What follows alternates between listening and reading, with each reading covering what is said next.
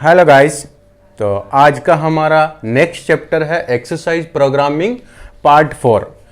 तो लास्ट वाले पार्ट 3 में हमने जितना भी लोअर बॉडी से रिलेटेड एक्सरसाइज है उस पर डिस्कस किया था। आज हम अपर बॉडी कवर करेंगे और अपर बॉडी में चेस्ट, शोल्डर, ट्राइसेप्स जितना भी पुशिंग ग्रुप वाले मसल्स जो हैं उनको हम कवर करने वाले हैं, क्योंकि अपर बॉडी में सिलेबस बहुत ही लंबा चौड़ा है तो हम एक सेशन में ख़त्म नहीं कर सकते हैं। तो आज हम पुशिंग वाले मसल ग्रुप से स्टार्ट करते हैं। ओके, सो हमारे पास कितने सारे वेरिएशन है देखिए। Decline bench, flat bench, incline bench, फिर पुशअप्स और फ्लाई। तो सिर्फ चेस्ट मसल्स को कवर करने के लिए ही इतने सारे वेरिएशंस होते हैं। अब ये देखिए, जब आप डिक्लाइन बेंच कर रहे हैं तो डिक्लाइन पे भी और सारे कितने ऑप्शन हैं। डंबल के साथ कर सकते हैं, बारबेल के साथ कर सकते हैं, केबल के साथ कर सकते हैं, ओके, मशीन के साथ में कर सकते हैं, बैंड, आइसोलेटल मशीन्स, ओके। फिर देखिए आपका ये फ्लैट बेंच प्रेस। तो फ्लैट बेंच में dumbbell, barbell, cable, machine, band same, और सेम यही तीनों वेरिएशंस में आप या तो डंबल ले सकते हैं, तो बारबेल ले सकते हैं, तो केबल ले सकते हैं, या फिर मशीन, बैंड या आइसोलेटल मूवमेंट, जो मशीन इंडिविजुअल वर्क करता है वो एडवांस लेवल का मशीन आता है, ओके। फिर आता है अपना पुशअप्स।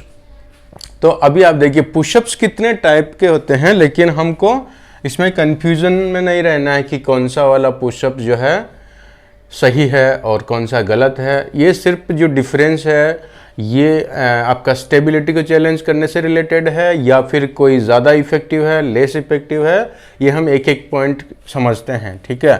तो इसमें स्टैंडर्ड हो गया single hand pushups, incline pushup, decline pushup, diamond pushup, jumping pushups, narrow grip, wide grip, band, okay. फिर आपका हो गया वेटेड, वेट रख के, फिर है सस्पेंस पुशअप्स, ओके, और वॉल पुशअप्स। फिर इसके बाद में आता है फ्लाई।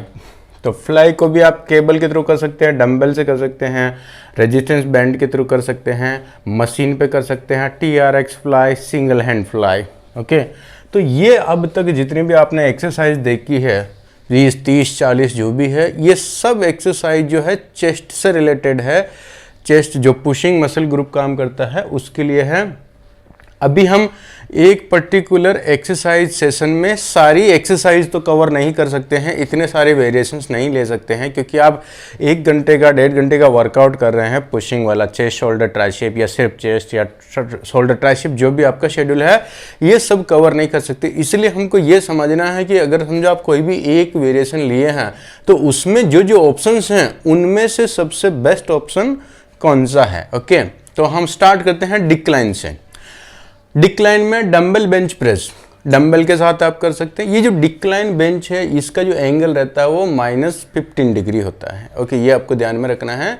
तो डिक्लाइन और फ्लैट बेंच दोनों में सिर्फ 15 डिग्री का डिफरेंस होता है, ओके। आप ये जो एक्सरसाइज जब भी आप बनाएंगे, हम आगे जाके डिस्कस करने वाले हैं एक्सरसाइज शेड्यूल में, कि डिक्लाइन और फ्लैट को आप हमेशा अल्टरनेटिव रखेंगे। इंक्लाइन मैंडेटरी होता है, ओके, क्योंकि डिक्लाइन और जो फ्लैट है उसमें ज़्यादा डिफरेंस नहीं है एंगल में, लेकिन इन दोनों के अलग अलग माइनस प्लस हैं। किस चीज़ में कौन सा आपको लेना चाहिए। फॉर एग्जांपल अगर आप स्पोर्ट्स स्पेसिफिक हैं, मतलब किसी पर्टिकुलर कंपटीशन के लिए तैयारी कर रहे हैं, तो फ्लैट ज़्यादा अच्छा रहता है, क्योंकि वहाँ पे फ्लैट पे ही ज़्यादा प्रैक्टिस होती है। डिक्लाइन थोड़ा बॉटम एंगल है तो इस पे आप ज़्यादा वेट लिफ्ट कर सकते हैं। तो अगर आपका जो गोल है वो सिर्फ हाइपरट्रॉफी है, मसल बनाना है, तो फिर आप डिक्लाइन ज़्यादा डोमिनेंट रख सकते हैं, या फिर आप दोनों को अल्टरनेट कर सकते हैं। तो इस पे हम पूरा डिटेल से डिस्कस करने वाले हैं कि कौन सा करना है, क्यों करना है, आपका गोल क्या है, ओके।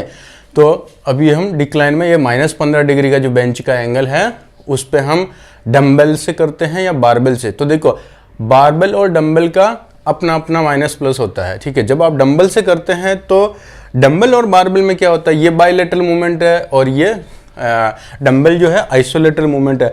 तो इसमें जो डिफरेंस होता है अपना, एक हाथ वीक रहेगा, एक स्ट्रांग रहेगा, तो वो जो सिमेट्रिकल डेवलपमेंट है वो आपको मिलेगा डंबल में, ओके।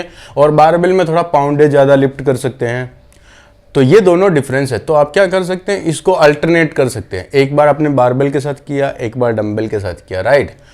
फिर केबल, यही सेम डिक्लाइन वाला बेंच जो है आप केबल पे कर सकते हैं, मशीन भी आता है, मशीन पे भी कर सकते हैं आप, क्योंकि आपको सिर्फ पुली का एंगल चेंज करना है। केबल पे कैसे करेंगे कि बेंच को एडजस्ट करके आप जो शोल्डर ओवरहेड प्रेस वाला जो बैठने वाला बेंच होता है उसको केबल के पास में लेके उस पे ये आप एंगल चेंज कर सकते हैं, आपको फ्लाई वाला एंगल लेना है कि कौन सा, ठीक है। फिर बैंड, रेजिस्टेंस बैंड के थ्रू कर सकते हैं, पीछे की तरफ अटका के, जैसे आप अगर शोल्डर लेवल पर अटकाएंगे पीछे की तरफ रेजिस्टेंस बैंड को तो ये फ्लैट हो गया, नीचे अटकाएंगे तो इंक्लाइन हो गया, और ऊपर की तरफ अटका के ये वाला मूवमेंट करेंगे तो जब आपको ये मालूम पड़ना चाहिए कि ये एंगल कैसे चेंज होता है यहाँ पे, तो आप आराम से वेरिएशंस बना सकते हैं। आइसोलेटरल मतलब ऐसा, ये जितने भी एक्सरसाइज करें उसका मशीन आता है, लेकिन वो मशीन में जब आप पुश करते तो इंडिविजुअली मूवमेंट होता है उसमें, मतलब पूरा एक हाथ से अगर आपने पुश किया तो एक ही हाथ वाला पैड आगे जाएगा पीछे जाएगा हैंडल, ओके। तो ये आइसोलेटरल मशीन होता है, तीनों में आपको मिलेगा। इसके बाद फ्लैट, तो सेम फ्लैट में भी ओके डंबल से कर सकते हैं, बारबेल से कर सकते हैं, ये केबल फ्लैट कर सकते हैं, इसका मशीन भी आता है, बैंड के थ्रू कर सकते हैं, ओके। और अब है इंक्लाइन।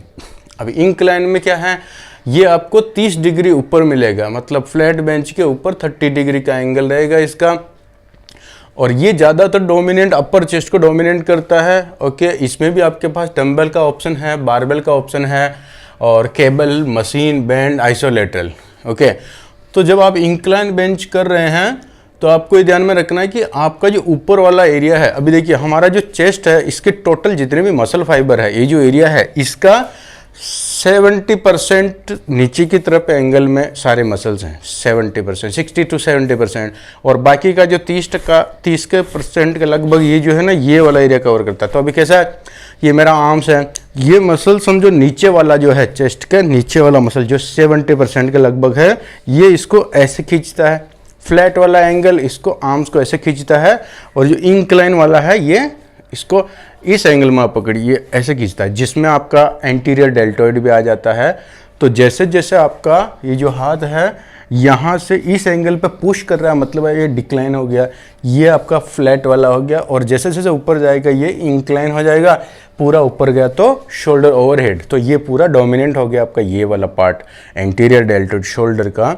जैसे जैसे नीचे करेंगे फिर ये वाला पार्ट, ये वाला पार्ट और ये वाला पार्ट, तो जो इसमें है 30% के लगभग मसल फाइबर इंक्लूड होता है, इसीलिए इसके कंपैरिजन, दोनों के कंपैरिजन में यहाँ पे वेट कम लिफ्ट कर सकते हैं, क्योंकि यहाँ पे मसल फाइबर की संख्या कम है, ओके, कम मसल फाइबर का एरिया है, इसलिए आप डिक्लाइन। तो अभी क्या हो गया देखो, जब फ्लैट करेंगे तो भी आपका नीचे वाला जो है स्टर्नोकोस्टल वाला एरिया ये कवर होता है, डिक्लाइन में भी ये कवर होता है, लेकिन इंक्लाइन में ऊपर वाला कवर होता है। तो ऊपर वाला पार्ट को ट्रेन करने के लिए इंक्लाइन बेंच नेसेसरी है, आपको हर बार करना है, लेकिन डिक्लाइन में आप दोनों में से एक करेंगे तो भी सेम, ऑलमोस्ट सेम मसल उसमें इन्वॉल्व हो रहे हैं, इसीलिए आपको ये अल्टरनेट ले सकते हैं, लेकिन इंक्लाइन को अल्टरनेट नहीं करना है, ओके। तो ये हो गया, ये हो गया अपना इंक्लाइन हो गया। अभी पुशअप्स, अभी पुशअप्स में देखिए ये नॉर्मल पुशअप्स होता है, स्टैंडर्ड पुशअप। तो पुशअप्स करना चाहिए कि नहीं करना चाहिए, ये कंडीशन है। तो अगर आप आउटडोर एक्टिविटी कर रहे हैं, बॉडी वेट ट्रेनिंग कर रहे हैं, या फिर घर पे ट्रेनिंग कर रहे हैं, आपके पास ज़्यादा अवेलेबल नहीं है ऑप्शंस, तो आप पुशअप्स कर सकते हैं। पुशअप्स में क्या रहता है, इसका माइनस पॉइंट क्या है कि इसका एक पर्टिकुलर वेट रहेगा, आप बॉडी वेट के साथ करें। तो अगर आपका चेस्ट मसल बहुत वीक है, आपसे पुशअप नहीं होता, तो ये फिर कैसा है, आपकी स्ट्रेंथ से बहुत ज़्यादा वेट हो रहा है, इंटेंसिटी ज़्यादा हो रहा है, तो ये आपको कभी कभी इंजरी ओरिएंटेड हो सकता है अगर आपने इसको हेवी दबा के किया, क्योंकि अगर आप हल्का फुल्का वेट भी नहीं ले सकते हैं चेस्ट में, तो फिर पुशअप्स आपके लिए बहुत हेवी हो जाएगा, फिर वो उसमें एडजस्टमेंट करना पड़ेगा, घुटना टिका के, ऐसा असिस्टेड पुशअप्स जिसको बोलते हैं, ओके। तो ये पुशअप्स कभी यूज होएगा, जैसे समझो आप एडवांस लेवल पर वर्कआउट करें, आपने दबा के डिक्लाइन मार लिया, इंक्लाइन मार लिया, फिर आपको एक कोई वेरिएशन लेना, अभी एनर्जी लेवल ड्रॉप हो गया है लेकिन फिर भी थोड़ा बहुत बचा है, तो ये वाला आप कर सकते हैं, इससे थोड़ा सा मस्कुलर इंड्योरेंस बढ़ता है। तो ये पुशअप्स इस कंडीशन में आप यूज करें, या फिर आप जिम नहीं जा रहे तो एक ऑप्शन है कि फंक्शनल ट्रेनिंग के टाइम पे या आउटडोर एक्टिविटी में आप पुशअप्स कर सकते हैं, ओके। तो अब ये पुशअप्स, वैसे तो ये थर्ड ऑप्शन है, आपको पहले डिक्लाइन, इंक्लाइन या फ्लैट उसको टारगेट रखना है, फिर भी अगर आपको ये करना तो इसमें इतने सारे पुशअप्स में से कौन सा करना है, वो आपका ये स्टैंडर्ड पुशअप, ये आपको ध्यान में रखना है, ओके। स्टैंडर्ड पुशअप जो है ये आप प्रीफर करेंगे। सिंगल हैंड नहीं करना है क्योंकि इंजरी ओरिएंटेड है, बैलेंस नहीं हो पाता है। ओके, और अभी यहाँ पे आपका टारगेट क्या है, बैलेंस और स्टेबिलिटी वाला ट्रेनिंग नहीं, यहाँ पे आपका टारगेट है चेस्ट को ट्रेन करना। तो ये सिंगल हैंड वाला करके आपको कुछ भी एक्स्ट्रा लॉटरी लगने वाला नहीं है। ओके, तो इसको अवॉइड करिए। इंक्लाइन पुशअप्स अवॉइड करिए क्योंकि आपके पास बेटर ऑप्शन है। ओके, ये पुशअप्स सिर्फ कुछ मशीनरी वगैरह नहीं रहेगा, ऐसी कंडीशन में आप यूज करें जब आपके पास इंक्लाइन वाला, अगर ये कंडीशन में आप जा रहे हैं तो फिर आपको ये करने की ज़रूरत नहीं है। ओके, डिक्लाइन भी नहीं, क्योंकि ये आपके पास अवेलेबल ऑप्शन है, नहीं है तो सिर्फ आप पुशअप्स कर सकते हैं। ओके, तो ये आपकी सिचुएशन के ऊपर डिपेंड करता है कि आपके पास वो सुविधा उपलब्ध है कि नहीं है। ओके, डायमंड पुशअप नहीं करना है क्योंकि डायमंड पुशअप में क्या होएगा, आप हाथ को पास में रखते हैं ऐसा डायमंड शेप बना के, तो अब इसमें पुशअप्स करते तो ये आपका बेस ऑफ सपोर्ट कम कर देता है। मतलब आपका बॉडी इतने एरिया में है लेकिन आप जो हाथ टिकाएं वो थोड़े से इतने से स्पेस में, तो ये कैसा, जब आप नीचे की तरफ जा रहे हो तो रिस्ट जॉइंट के लिए बहुत ही ज़्यादा इंजरी ओरिएंटेड है। तो आपको डायमंड पुशअप हमेशा अवॉइड करना है, इसका कुछ भी एक्स्ट्रा बेनिफिट नहीं है, कोई अलग से मसल फाइबर काम नहीं करता है, और जितना वेट एक्चुअल में आप पुशअप में मार सकते हैं उतना भी नहीं जाएगा अगर आपने डायमंड पुशअप्स किया तो, क्योंकि ये आपके रिस्ट की पोजीशन को, ये ऑकवर्ड पोजीशन है, जब जैसे आप हाथ को पास में लाते हैं ना और बॉडी को नीचे ले जाएंगे तो ये रिस्ट पे बहुत ज़्यादा लोड डालेगा। जंपिंग पुशअप्स की ज़रूरत नहीं है आपको, ये फंक्शनल ट्रेनिंग का एक पार्ट है, ये कैलिस्थेनिक के जैसा हो जाता है। ओके, अब फिर है ये नैरो पुशअप्स, वाइड पुशअप, इसमें क्या होएगा, सिर्फ रेंज कॉम्प्रोमाइज है। अगर ज़्यादा नैरो किया तो भी रेंज कॉम्प्रोमाइज, वाइड किया तो भी रेंज कॉम्प्रोमाइज, नॉर्मल करेंगे तो ईजी हो जाएगा, तो ये भी करने की ज़रूरत नहीं है। बैंड के साथ कर रहे हैं, ओके, फिर या वेट ऊपर पीछे वेट डाल के कर सकते हैं। ओके, और ये सस्पेंस पुशअप जो आप TRX बेल्ट पे पैर फंसा के, पैर ऊपर रहेगा हवा में, TRX बेल्ट के उस पर लगा रहेगा और फिर आप ये पुशअप्स करते हैं। वॉल पुशअप तो एकदम बकवास है, इसमें तो कुछ भी नहीं, ये ग्रेविटी के पैरेलल मूव हो रहा है, यहाँ पे ऐसा रख के आप ऐसा कर रहे हैं तो ये ग्रेविटी के पैरेलल मूवमेंट हो रहा है, तो कोई भी मसल चेस्ट पे ये लोड नहीं आ रहा। तो पुशअप्स में आपको सिर्फ एक ही चूज़ करना है, स्टैंडर्ड पुशअप्स, इस पर वेटेड पुशअप और ये सब करने की ज़रूरत है क्योंकि आपके पास ऑलरेडी इतने सारे ऑप्शंस हैं। अगर आप घर पे कर रहे हैं, स्टैंडर्ड पुशअप कर रहे हैं, इसमें बहुत ही ईजी से 15, 20, 25, 30 जा रहा है, तो फिर आप ऊपर वेट डाल के कर सकते हैं, तो ये इसका अपडेटेड वर्जन हो जाएगा। ओके, तो ये अपना पुशअप्स हो गया है। फिर इसके बाद में फ्लाई। अभी देखिए फ्लाई में कैसा है, केबल हो गया, dumbbell, band, machine, TRX fly, single hand fly. तो फ्लाई क्या है, इन सब में और फ्लाई में एक ही डिफरेंस है कि ये तीनों जो है कंपाउंड मूवमेंट है और ये आइसोलेशन मूवमेंट है। फ्लाई जब आप करते हैं चेस्ट वाला, तो अगर ये दो कंडीशन में होएगा, या तो समझो आपने सारा वर्कआउट कर लिया, अब आपको एक आइसोलेशन मूवमेंट करना है, थोड़ा बहुत एनर्जी बचा है, तो एक वेरिएशन उसके लिए ले सकते हैं। और ये ज़्यादातर जो आप करेंगे ना तो केबल पे ट्राई कीजिएगा, तो एक और मसल को चैलेंज करता है। या फिर ऐसी कंडीशन में होता है कि आपका एल्बो में इंजरी है, आपको चेस्ट प्रेस करना है, चेस्ट के मसल को ट्रेन करना है, लेकिन एल्बो फोल्ड नहीं कर पा रहे, इसकी वजह से नहीं हो रहा, तो आप एल्बो को लॉक करके ये फ्लाई वाले मूवमेंट में ये मसल को यूज कर सकते हैं, राइट। तो फ्लाई में दो कंडीशन, एक तो एल्बो का प्रॉब्लम रहेगा तब आप फ्लाई यूज करेंगे, या फिर समझो आप तीनों एक्सरसाइज दबा के कर लिया, अब एक वेरिएशन कोई भी चाहिए जहां आपके कोर मसल को चैलेंज मिले। ये सारे एक्सरसाइज में आपका चेस्ट मसल डोमिनेंट रहेगा, ओके, हाई इंटेंसिटी के लिए। लेकिन जब आप केबल फ्लाई करते हैं तो केबल फ्लाई में आपको कौन सा लेना, मशीन नहीं लेना है, ओके, और ये जो है बैंड है, बैंड भी नहीं लेना है, ओके। TRX फ्लाई तो एकदम बकवास है क्योंकि उसमें रेजिस्टेंस नहीं मिलता प्रॉपर, और ये सिंगल हैंड नहीं करना है क्योंकि सिंगल हैंड में चीटिंग होता है, बॉडी इधर उधर जा रहा है, बैलेंस नहीं होता है। अगर आप दोनों तरफ से पकड़ के एक साथ मूवमेंट कराएंगे तो ज़्यादा वेट लिफ्ट कर पाएंगे। अगर आप एक हाथ से करेंगे तो बॉडी स्टेबल नहीं होएगा क्योंकि आपका जो मूवमेंट है इधर से आ रहा है, डायरेक्शन चेंज है उसका, ये केबल इधर से आ रहा तो ये बॉडी को इधर खींचेगा, लेकिन इधर एंकरिंग करने के लिए कुछ भी है नहीं है, तो फिर आपका हैवी वेट लिफ्ट नहीं कर पाएंगे। जैसे हैवी लिफ्ट करने की कोशिश करेंगे तो बॉडी इधर चला जाएगा, तो ये वन हैंड करने का कुछ भी एक्स्ट्रा बेनिफिट नहीं है।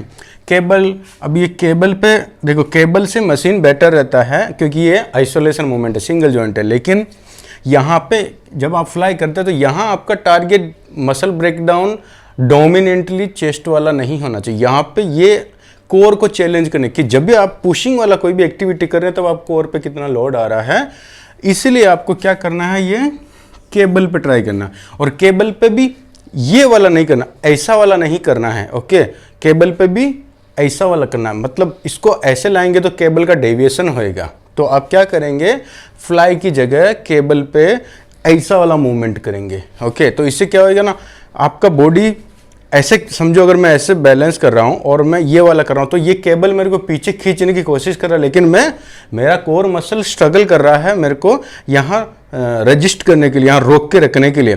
तो इससे कोर मसल पे ज़्यादा चैलेंज आएगा। जितना वेट हम डिक्लाइन या इंक्लाइन में मारे हैं, उठाया इधर, उतना यहाँ नहीं कर सकते, लेकिन कोर मसल को ज़्यादा चैलेंज मिल रहा है। तो सबसे बड़ा बेनिफिट जो होगा आपके कोर मसल के लिए।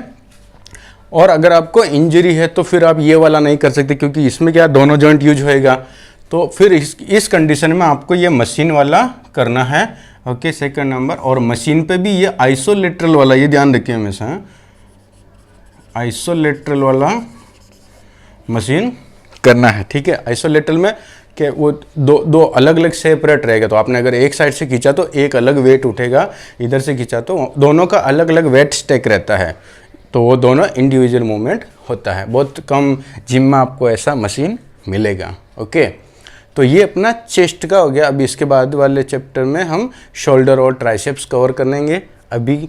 और ये देखिए, अभी इसमें से रिलेटेड आपको देखो कोई भी लग रहा है डाउट कि भाई ये इसका सीक्वेंस क्या रहेगा, तो आपको ये जब कॉन्सेप्ट क्लियर हो गया कि डिक्लाइन और फ्लैट जो है दोनों में डिफरेंस नहीं है ज़्यादा, तो इसको अल्टरनेट कर सकते हैं। और इसके बाद में आपको इंक्लाइन करना है, पहले इंक्लाइन से स्टार्ट नहीं करना है। उसका रीज़न भी हम जब अपना वर्कआउट प्लानिंग वाला जो आएगा एडवांस लेवल का, उसमें हम डिस्कस करेंगे कि इसका सीक्वेंस क्या रहता है।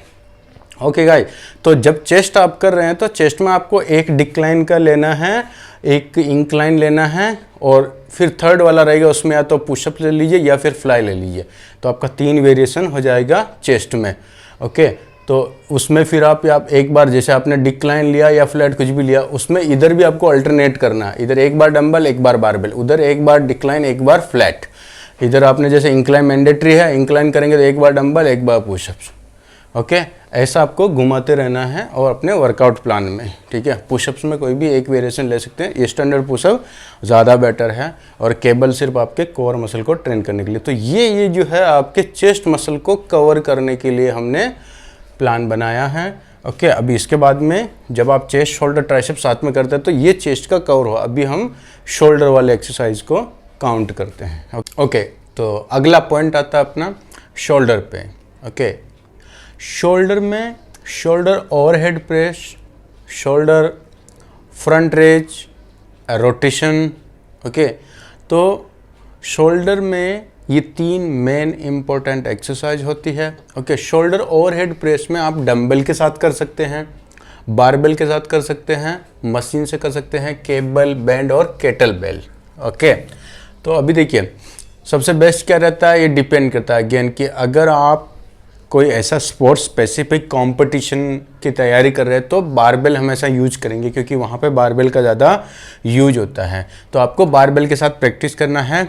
अदरवाइज डंबल ज़्यादा बेटर है, क्योंकि ये आइसोलेटरल मूवमेंट होता है, इंडिविजुअली एक दूसरे के ऊपर डिपेंडेंट नहीं रहते, तो सिमेट्रिकल डेवलपमेंट होता है दोनों शोल्डर का। और एक जो वीकर हैंड रहेगा वो हमेशा वो धीरे धीरे स्ट्रॉन्ग हो जाएगा।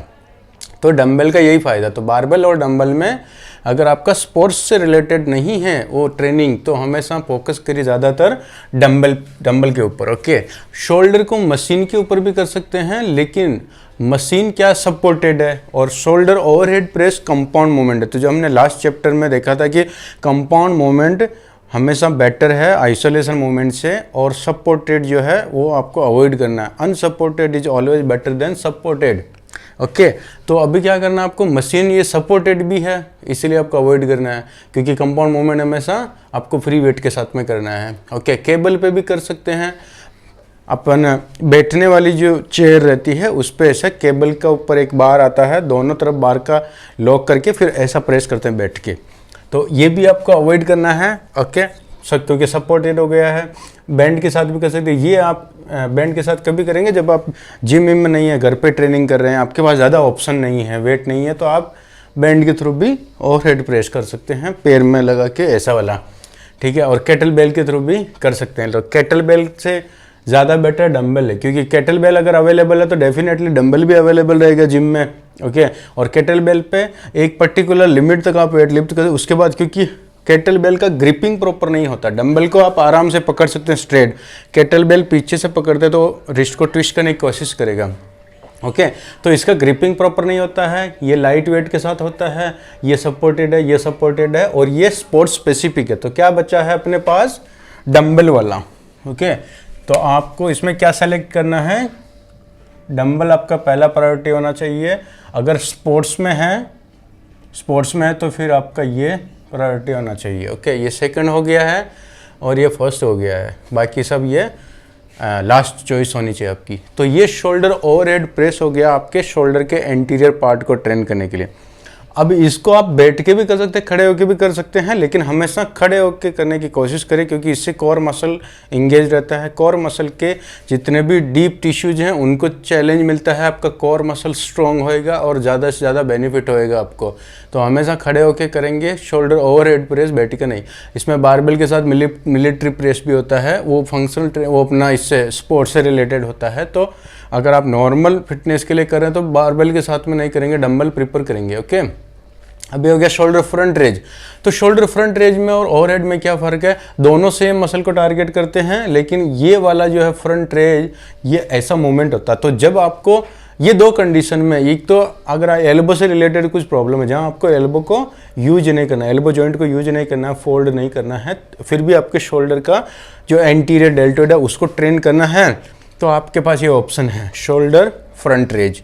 इसको आप डंबल के साथ में भी कर सकते हैं, बारबेल के साथ में भी कर सकते हैं, केबल के साथ कर सकते हैं, प्लेट के साथ में कर सकते हैं, और बैंड के साथ में कर सकते हैं केटल बेल। तो केटल बेल ग्रिपिंग प्रॉपर नहीं होता, स्विंगिंग मूवमेंट ज़्यादा होता है, बैंड ज़्यादा लाइट इंटेंसिटी है। ये सिर्फ ऐसी कंडीशन में जब आपको घर पे करना है या आपके पास ज़्यादा ऑप्शंस अवेलेबल नहीं है। प्लेट को आप अच्छी तरीके से पकड़ नहीं पाएंगे, क्योंकि इतना बड़ा एरिया तो नीचे वाला जो बॉटम रेंज है उसमें अटकेगा।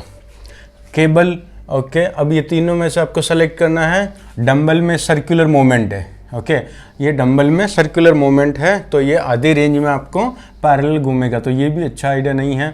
अब बचा है केबल और बारबेल। बारबेल और डंबल में दोनों में पाथवे जो है वो सर्कुलर है, कुछ फ़ायदा नहीं है। तो शोल्डर फ्रंट रेज अगर आपको करना तो सिर्फ केबल जो है आपका पहला चॉइस होना चाहिए, क्योंकि केबल पे कैसा ये सर्कुलर मूवमेंट है, लेकिन फिर भी आपको स्टार्टिंग से लेके एंड तक कंटिन्यूस टेंशन मिल रहा है, क्योंकि मशीन में जो वेट है, मूवमेंट हो रहा है उसका एकदम 90 डिग्री अप डाउन जा रहा है। तो ये इससे आपको ज़्यादा से ज़्यादा मसल ब्रेकडाउन होगा अगर आप फ्रंट रेज करेंगे तो। लेकिन अगर आपके पास में ये वाला ऑप्शन है ओवरहेड, तो हमेशा इसको प्रीफर करिए। आपको फ्रंट रेज करने की ज़रूरत नहीं है अनलेस आपके एल्बो में कुछ भी इश्यूज है। ओके, तो शोल्डर में हमेशा ओवरहेड प्रेस प्रीफर करेंगे। ये दोनों सेम मसल को टारगेट करता है, ये आपका पहला प्रायोरिटी होना चाहिए। तो जब भी आप अपना वर्कआउट प्लान कर रहे हैं, शोल्डर में ये वाला एक्सरसाइज को ऐड करेंगे, ये वाला नहीं। ये इस कंडीशन में जब कोई हेल्थ इश्यूज रहेगा एल्बो में। ओके, ये तो ये दोनों हो गया, ये सेम मसल के लिए। फिर नेक्स्ट आता है शोल्डर रोटेशन। ओके, अब इसमें एक एक्सरसाइज मैं और ऐड करता हूँ, साइड वाला। ऐसे कि सॉरी ये मिस्टेक हो गई, 8 9 यहाँ करता हूँ, ये 10 हो जाएगा और ये अपना 11 हो जाएगा। तो यहाँ पे 9 नंबर पे मैं एक और एक्सरसाइज डालूँगा। ओके, तो अभी आपको ये चीज़ ध्यान में रखना है, क्या? Shoulder external rotation. ये आपके शोल्डर का जो रोटेशन है, ये वाला मूवमेंट, ये इस जॉइंट को स्टेबिलिटी वाला, ये जो मेन जो है इसका फंक्शन जो है शोल्डर रोटेशन क्यों करते हैं? क्योंकि एक मसल ग्रुप है जो बाहर ऊपर वाला, शोल्डर में टोटल 2 मसल ग्रुप है। एक ऊपर वाला है जो आपके लिम्ब को मूवमेंट देता है हर एक डायरेक्शन में, ऐसा आगे पीछे ऊपर नीचे, और एक अंदर डीप है जो आपके ये आर्म्स को शोल्डर में ऐसा फिट करके रखता है, ऐसा होल्ड करके रखता है। उसका काम है स्टेबिलाइज करना आपके शोल्डर को। ये जो ह्यूमरस बोन है इसको अंदर फिक्स करके रखता है। तो उनको होल्ड करने वाला काम जो जिन मसल का होता है, 4 मसल का, ओके, उसमें आपका सुप्रास्पाइनेटस, इंफ्रास्पाइनेटस, टेरेस माइनस और सबस्कैपुलरिस, ये 4 मसल होता है। तो ये उनको टारगेट करता है रोटेशन। अब ये देखिए इसमें भी 2 चीज़ है, इसमें 2 टाइप का, एक एक्सटर्नल रोटेशन होता है ये बाहर वाला, और एक होता है इंटरनल, अंदर की तरफ खींचना। इसमें आपको कंफ्यूज होने की जरूरत नहीं है, बाहर वाला ये अंदर वाला। तो इसमें क्या हो रहा है, देखो जब भी हम बाहर की तरफ खींचते हैं एक्सटर्नल रोटेशन, तब भी दो छोटे छोटे मसल्स काम करते हैं। ओके, बहुत ही छोटे मसल्स काम करते हैं, इसलिए हम जब भी बाहर की तरफ रोटेट करते हैं तो ज़्यादा वेट नहीं पुल कर पाते, ऐसा लिफ्ट नहीं कर पाएंगे ज़्यादा वेट, क्योंकि वो छोटे छोटे मसल्स होते हैं। इसको आप डंबल के थ्रू भी कर सकते हैं और केबल के थ्रू भी कर सकते हैं, लेकिन केबल हमेशा बेटर होता है, क्योंकि खड़े होकर डंबल नहीं करेंगे, इसका मूवमेंट प्रॉपर नहीं है। बाइसेप्स पे ज़्यादा लोड आएगा, उस मसल पे नहीं आएगा लोड, क्योंकि इसका पाथवे ऐसा है। ओके, ये वाला मूवमेंट, इसको रेजिस्टेंस इधर से मिलना चाहिए केबल की तरफ से, केबल के ऑपोजिट वाले हाथ में पकड़ना। ये भी आपको कभी कभी कन्फ्यूजन हो जाता है कि मतलब ये हाथ से किया फिर आप ऐसे घूम के जैसे स्विच करते सेम हाथ में, तो ये आपको ध्यान में रखना है कि किस हाथ में पकड़ना है आपको केबल का हैंडल, तो मशीन के ऑपोजिट वाले हाथ में करना अगर आप एक्सटर्नल रोटेशन कर रहे हैं तो। ओके, और इंटरनल रोटेशन आपको करने की ज़रूरत नहीं है, क्योंकि इंटरनल रोटेशन में जो मसल्स का इन्वॉल्वमेंट होता है वो ऑलरेडी बड़े मसल्स होते हैं, आपका चेस्ट और बैक वाला, लेटिसिमस डोर्सी और चेस्ट का ये पेक्टोरिस मेजर। तो अभी इसमें क्या हो रहा है, बड़े मसल्स काम करें, इसलिए आप अंदर की तरफ ज़्यादा वेट पुल कर सकते हैं, लेकिन बाहर की तरफ नहीं। तो अंदर वाला जो ज़्यादा पुल कर पा रहे, क्योंकि ये बड़ा मसल, तो ये बड़े मसल्स तो अपना चेस्ट में और बैक में ऑलरेडी ट्रेन हो रहा है, इसीलिए आपको अंदर वाला जो रोटेशन है वो करने की जरूरत नहीं, उसको स्किप कर सकते हैं। शोल्डर में सिर्फ आपको एक्सटर्नल रोटेशन लेना। ओके, रोटेशन में आपको सिर्फ एक्सटर्नल लेना है। ओके, एक्सटर्नल, ठीक है, रोटेशन लेना है, इंटरनल लेने की जरूरत नहीं। फिर इसको आप देखो केबल पे करेंगे, सबसे बेस्ट ऑप्शन है पहला। डंबल पे लोड नहीं आएगा। डंबल पे अगर आपको करना, ये सेकंड ऑप्शन है। डंबल पे करना तो आपको क्या ना, फ्लोर पे लेट के करना है, मेट के ऊपर लेट के फिर आप डंबल करेंगे, तो ये ग्रेविटी के अगेंस्ट मूवमेंट करेगा थोड़ा बहुत। इससे बेटर नहीं बोल सकते, लेकिन इसके बाद सेकंड ऑप्शन ये है। ओके, बैंड से भी कर सकते हैं, बैंड में और केबल में ज़्यादा फर्क नहीं है आपके ऊपर। अगर आप जिम में कर रहे हैं तो इसमें क्या है, मशीन में आप जितना चाहें रेजिस्टेंस बढ़ा सकते हैं आहिस्ते आहिस्ते, बैंड में इतना ऑप्शन नहीं है। तो ये अगर आप घर पे कर रहे हैं, फंक्शनल ट्रेनिंग कर रहे हैं, या फिर ज़्यादा ऑप्शन अवेलेबल नहीं है, तो बैंड आपका ये होना चाहिए। तो ये डिपेंड करता है कि आपके पास अवेलेबिलिटी किसका है। तो बैंड और केबल में ज़्यादा फर्क नहीं है, ये सिमिलर होते हैं, सिर्फ इंटेंसिटी का है कि आपके पास सुविधा कितनी अवेलेबल है। ठीक है, तो इसमें से आपको ये दोनों रोटेशन होता है, लेकिन आपको एक्सटर्नल रोटेशन पे फोकस करना है। ओके, तो अभी जैसे हमने चेस्ट में देखा है कि डिक्लाइन और फ्लैट और इंक्लाइन, पुशअप्स और फ्लाई, ये 4-5 एक्सरसाइज मेन होता है, वैसा शोल्डर में भी ये 3 ही एक्सरसाइज जो मेन होता है। इसमें एक एक्सरसाइज हम यहाँ पे मेंशन करते हैं, ये है आपका side raise. Okay, side raise, okay, और लेटरल, इसको आप साइड लेटरल रेज बोलते हैं शोल्डर का। ये वाला होता है, ये हम साइड से उठाते हैं ना, ये वाला। तो इसमें भी आपको ऑप्शन मिलेगा, ये साइड वाला आप डंबल के साथ कर सकते हैं। ओके, और ये ये केबल के साथ में भी हो सकता है, और बैंड। ओके, तो डंबल, केबल, बैंड, तो सबसे बेस्ट किस में रहेगा, साइड वाला। ये आपका रहेगा मशीन पे। ओके, यहाँ पे मैं मशीन डालता हूँ, वो भी कौन सा, आइसोलेटरल। ओके, आइसोलेटरल मशीन आता है जिसमें इंडिविजुअल मूवमेंट होता है। एक हाथ आपने एक आर्म उठाया तो एक ही आर्म एक साइड से वेट उठेगा, दूसरा उठाए तो दूसरा वेट उठेगा, इंडिविजुअल मूवमेंट होता है। एक मशीन आता है जिसमें एक तरफ से उठा तो ये वाला पैड ऑटोमेटिकली ऊपर जा रहा है, क्योंकि वो एक यूनिट में काम करता है। तो जो आइसोलेटरल बेस्ट वाला मशीन है उसमें हमेशा सेपरेट इंडिविजुअल मूवमेंट होता है। ओके, तो ये हमेशा मशीन पे करेंगे। मशीन पे क्यों करेंगे, क्योंकि ये आइसोलेशन मूवमेंट जो ये है, सिंगल जॉइंट पे काम कर रहा, सर्कुलर मूवमेंट है, कंटिन्यूस टेंशन मिलेगा सिर्फ मशीन के ऊपर। वेट स्टार्टिंग पॉइंट से लेके एंड तक पूरा जितना भी रेंज है उसमें एकदम कॉन्स्टेंटली कंटिन्यूस टेंशन मिलता है। इसीलिए अगर आपको मिडल डेल्टूड ट्रेन करना है तो सबसे बेस्ट ऑप्शन है मशीन। अगर मशीन नहीं है तो फिर आप केबल पे कर सकते हैं, ऐसा ये वाला। ओके, केबल पे मतलब आप समझो इधर केबल है, इधर पुली है, तो उसको ना पीछे से पकड़ेंगे हैंडल को, आगे से नहीं।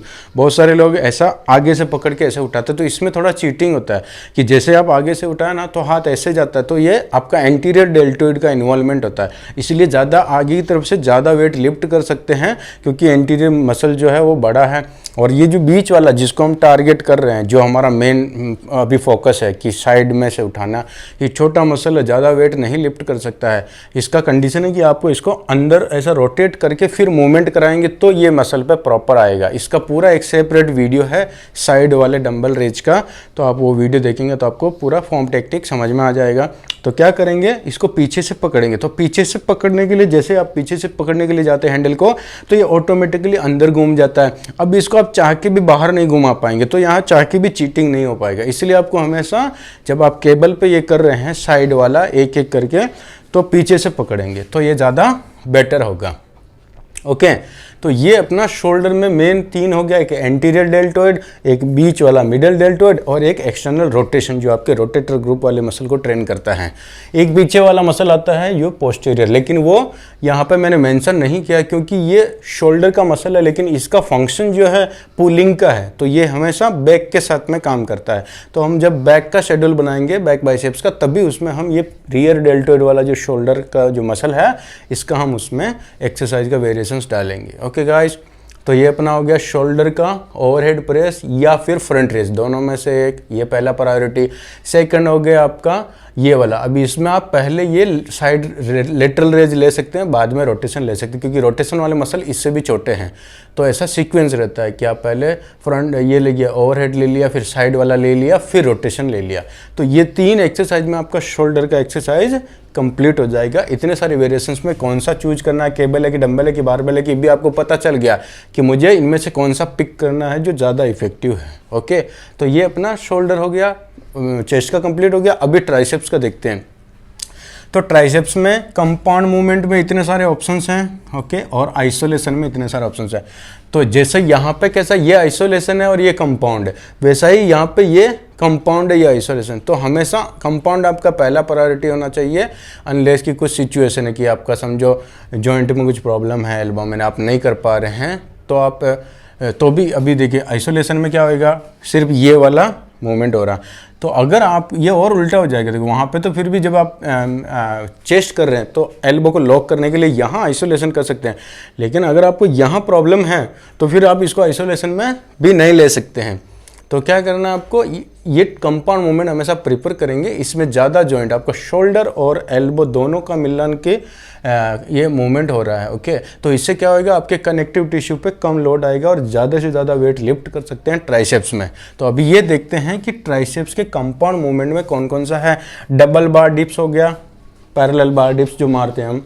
ओके, फिर उसके बाद में मशीन, एक पैरेलल बार डिप्स का मशीन भी आता है। ओके, क्लोज ग्रिप, ऐसा क्लोज ग्रिप करके केबल पे भी कर सकते हैं इसको, क्लोज ग्रिप को, और पुशअप्स भी मार सकते हैं। ओके, बेंच के ऊपर भी आपने देखा पीछे हाथ रख के हम बैठ के ऐसा मारते हैं, डबल बार जैसा ही होता है।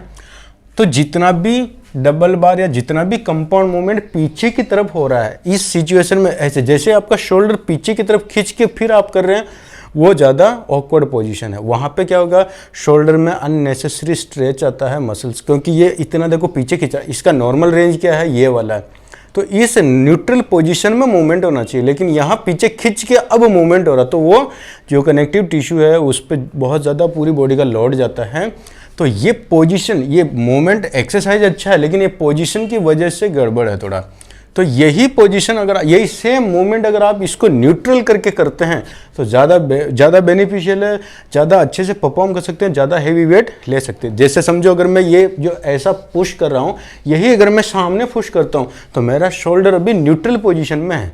मैं सामने पुश कर रहा हूँ तो अभी 2 जॉइंट काम कर रहा, मेरा एल्बो काम कर रहा, शोल्डर काम कर रहा, इसको इस एंगल पर पुश करूँगा तो भी काम कर रहा, लेकिन यहाँ खींच रहा। देखिए, तो जब भी हम डबल बार डिप करते हैं या बेंच पे बैठ के ये वाला करते हैं, या ऐसी एक मशीन आती है जिस पे बैठ के करते हैं, तो बहुत ही यहाँ पे पेन होता है, ट्राइसेप्स से ज़्यादा यहाँ पे पेन होएगा। तो ये क्या कैसे करना है आपको, कंपाउंड में या तो केबल के ऊपर ऐसा प्रेस कर सकते हैं, सीधा एल्बो को पास में रख के हाथ थंब ग्रिप पकड़ेंगे, ऐसा वाला ग्रिप, फुल वाला नहीं, ऐसा ये सब फुल ग्रिप नहीं पकड़ना है, हाफ थंब, क्योंकि फुल ग्रिप पकड़ने जाते हैं ना तो ये एल्बो बाहर हो जाता है। ओके, बाहर होएगा तो ट्राइसेप की बजाय चेस्ट पे आएगा। तो ट्राइसेप कभी काम करता है जब ये जो आपका आर्म्स है ये एकदम चेस्ट के बाजू, ऐसा एकदम बॉडी के पास में आएगा, इस एंगल पे मूवमेंट होना चाहिए। इस एंगल पे मूवमेंट हो उसके लिए आपका थंब जो है ना इधर आना चाहिए। तो आप क्या करेंगे, जब कंपाउंड मूवमेंट केबल पे कर रहे हैं तो आपका ये ग्रिप होना चाहिए, ताकि आप ज़्यादा से ज़्यादा एल्बो को पास में रख सकें। ओके, या फिर आप क्या कर सकते हैं, क्लोज ग्रिप पुशअप्स कर सकते हैं। तो क्लोज ग्रिप पुशअप सबसे बेस्ट ऑप्शन होता है। क्लोज ग्रिप में क्या होता है, देखो ये, अब क्लोज ग्रिप का मतलब ये नहीं कि आपको हाथ को पास में लाना है। जैसे डायमंड पुशअप लोग कैसा मारते हैं, तो डायमंड पुशअप मारते हैं ताकि उनको लगता है कि ट्राइसेप्स के लिए काम कर रहा है, लेकिन एक्चुअल में नहीं होता। ट्राइसेप तभी काम करेगा जब आपका जो आर्म है ये बॉडी के एकदम पास में आएगा। और जब आप डायमंड पुशअप डायमंड बनाते हैं तो देखो आर्म्स बाहर निकल गया, तो ये तो चेस्ट काम कर रहा है। ओके, तो ट्राइसेप्स काम करे उसके लिए आपको क्या करना है, क्लोज लेना, लेकिन इतना पुशअप्स जो नॉर्मल पुशअप मारते हैं उतना वाइड नहीं रखना, इतना रखना, और ये पैरेलल होना चाहिए। ओके, ये पैरेलल। अब आप ऐसे पुश करिए तो ट्राइसेप पे आएगा। ये पास में लाने की जरूरत नहीं है, ये एल्बो पास में लाने की जरूरत जब भी आप ट्राइसेप कर रहे हैं। तो ट्राइसेप्स और चेस्ट के पुशअप में सिर्फ इतना ही डिफरेंस है कि एल्बो अगर पास में है बॉडी के तो ट्राइसेप्स काम कर रहा, ये ओपन है तो चेस्ट काम कर रहा ज़्यादा, राइट। तो ये आपको ध्यान में रखना है। ये कंपाउंड मूवमेंट है, तो कंपाउंड में आपको ये सब कैंसिल कर देना है, एक ही चूज करना है। ये डबल बार कैंसिल कर दीजिए, मशीन कैंसिल कर दीजिए, क्लोज ग्रिप पुशअप्स ये सबसे बेस्ट ऑप्शन है। ओके, और केबल वाला सेकंड ऑप्शन है। ओके, अभी इसमें आप क्या कर रहे हैं, देखो पुशअप की बजाय केबल पे वेट बढ़ा सकते हैं। ओके, तो ये यहाँ पे अगर आप 10 से 15 रिपीटेशन मार पा रहे हैं ईजी में क्लोज ग्रिप पुशअप में, तो हमेशा केबल पर ट्राई कीजिए, क्योंकि यहाँ पे अपने पास ऑप्शन है, वेट बढ़ाने का ऑप्शन है। ओके, और ये बेंच वाला भी आप कट करेंगे क्योंकि ये ऑकवर्ड पोजीशन है। तो डबल बार नहीं करना है बेंच पे, बारबेल नहीं, ये डबल बार पुशअप बेंच पे भी नहीं करना है। ओके, और अभी आपके पास क्या ऑप्शन बचा है, दोनों, केबल या ये। ओके, तो ये अपना हो गया कंपाउंड मूवमेंट। अब इसके बाद में आइसोलेशन मूवमेंट, एक सिंगल जॉइंट वाला। तो ये अगर आप कर रहे हैं तो इसको करने की ज़रूरत नहीं है, फिर भी अगर आपको करना तो ये कौन कौन सा ऑप्शन है, देखो जैसे आपने केबल ये बेंच पे लेट के स्कल क्रश किया, या फिर बैठने के बाद में ये वाला डंबल के साथ में किया, ये सब जितना भी आइसोलेशन एक सिंगल जॉइंट काम कर रहा है, या फिर केबल पे किक बैक करना। तो डंबल पे जो किक बैक कर रहे हैं, अभी देखो यहाँ पे दे रखा है केबल एक्सटेंशन। तो ये केबल एक्सटेंशन अगर आप कर रहे हैं तो ज़्यादा बेटर है, क्योंकि ये सिंगल जॉइंट मूवमेंट है, मशीन पे कर रहे हैं तो क्या हो रहा है, वेट ग्रेविटी के अगेंस्ट मूव हो रहा, मतलब कंटिन्यूस टेंशन मिल रहा। तो ये करना है तो आपको केबल पे ज़्यादा बेटर है। किक बैक कर रहे हैं तो केबल पे ज़्यादा बेटर है, डंबल पे नहीं, क्योंकि डंबल में क्या होएगा, ग्रेविटी के पैरेलल मूव हो रहा, तो ट्राइसेप पे वेट नहीं आ रहा। केबल पे कर रहे हैं तो भले मूवमेंट सेम है, लेकिन वेट ग्रेविटी के अगेंस्ट अप डाउन हो रहा है। ओके, तो ये ज़्यादा इफेक्टिव है किक बैक। ओके, और केबल एक्सटेंशन दोनों ऑलमोस्ट सिमिलर है, सिर्फ एंगल चेंज है। और ओवरहेड किक बैक में मतलब ये वाला, अब यहाँ पे आप ऐसे कर रहे हैं तो यहाँ पे भी डंबल ज़्यादा इफेक्टिव नहीं रहेगा, क्योंकि सर्कुलर मूवमेंट है। तो इससे बेटर है कि आप केबल का वो पुली पकड़ के ये वाला कर सकते हैं, साइड से कर सकते हैं। ओके, तो ये आइसोलेशन में हमेशा केबल प्रीफर करिए, स्कल क्रश भी नहीं करेंगे क्योंकि ये सर्कुलर मूवमेंट है। ओके, ना डंबल के साथ में ना ही बारबेल के साथ में, दोनों में इफेक्टिव नहीं है। तो ये हो गया अपना ट्राइसेप्स का। अब ये ट्राइसेप में एक बैंड के साथ में भी कर सकते हैं, रेजिस्टेंस बैंड के साथ में पीछे अटका के ये वाला कर सकते हैं, या फिर ये वाला कर सकते हैं, हैंडल पकड़ के पीछे अटका के।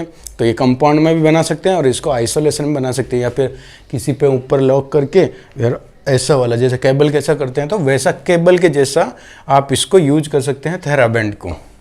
तो ये आपका कैसा है, जब भी आप फंक्शनल ट्रेनिंग करें, आउटडोर एक्टिविटी, आपके पास जिम वाला सुविधा अवेलेबल नहीं है, तभी आप ये वाला प्रीफर करेंगे बैंड वाली एक्सरसाइज के साथ में। ओके, तो ये अपना होगा शोल्डर और ट्राइसेप्स। तो वैसे तो आपको ट्राइसेप्स की कोई भी वेरिएशंस की ज़रूरत नहीं है, अगर आपने प्रॉपर तरीके से चेस्ट वाला वर्कआउट किया तो। हाई इंटेंसिटी के साथ में जब आप चेस्ट वर्कआउट करते हैं तो आपका ट्राइसेप्स बहुत ही अच्छे तरीके से ट्रेन हो जाता है। तो आपको यहाँ पे आर्म्स में अलग कुछ भी लेने की ज़रूरत नहीं है वेरिएशंस, आपका फोकस होना चाहिए आपका चेस्ट और शोल्डर। ओके, ट्राइसेप्स शोल्डर में भी काम करता है, चेस्ट में भी काम कर सकता है। फिर भी अगर आप लास्ट में कि थोड़ा एनर्जी बचा है तो आप एक आध वेरिएशन कोई भी ले सकते हैं, जो बेस्ट है, कंपाउंड है और उसमें भी ज़्यादा इफेक्टिव है। ओके, तो अभी आपको पता चल गया कि ट्राइसेप्स में कितने टाइप के मूवमेंट होते हैं। कंपाउंड मूवमेंट होता है, आइसोलेशन होता है। कंपाउंड में कितने वेरिएशन है, कौन सा बेस्ट है, आइसोलेशन में कितने हैं, कौन सा बेस्ट है। ओके, दोनों में से कौन सा सेलेक्ट करना है। तो ये ट्राइसेप्स का आप अपने वर्कआउट प्लान में एक ट्राइसेप का कोई भी वेरिएशन ऐड कर सकते हैं, क्योंकि अभी आपका सारा कॉन्सेप्ट क्लियर हो गया कि मुझे ट्राइसेप लेना चेस्ट में, तो कौन सा वाला लेना, क्यों लेना है, कौन सा वाला क्यों बेटर है। ओके, तो ये अपना शोल्डर ट्राइसेप हो गया। चेस्ट इससे पहले पेज में हमने कवर किया है। तो आज के हमारा जो एक्सरसाइज प्रोग्रामिंग पार्ट 4 है, उसमें हमने क्या क्या कवर किया है। चेस्ट, शोल्डर और ट्राइसेप्स के जितने भी वेरिएशंस हैं उनके सब वेरिएशंस हैं।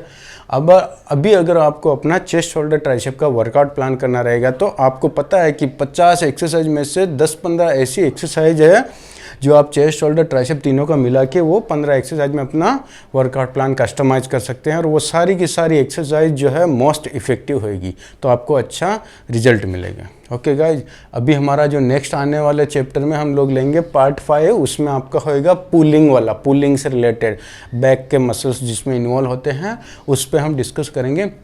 जितने भी बैक की एक्सरसाइज है, बाइसेप्स की एक्सरसाइज है, उसमें कितने वेरिएशंस है, कौन सा अच्छा है, कौन सा लेस इफेक्टिव है, वो सब पे हम डिस्कस करेंगे। तो आज के लिए इतना ही। Thank you so much guys.